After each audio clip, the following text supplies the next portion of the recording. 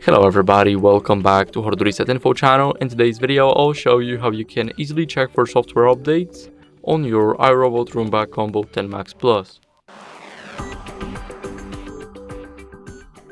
So first, what you guys need to do is open the iRobot app.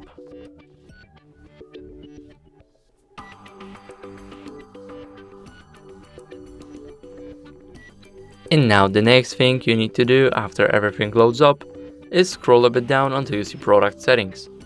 Now here we need to click the about option right at the top, and here we have the product software version, and here we have the product software updated.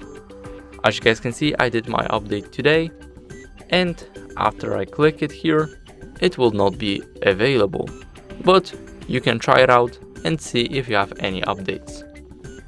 And with that being said, thank you guys for watching. Make sure to leave a like, subscribe, and see you next time. Bye.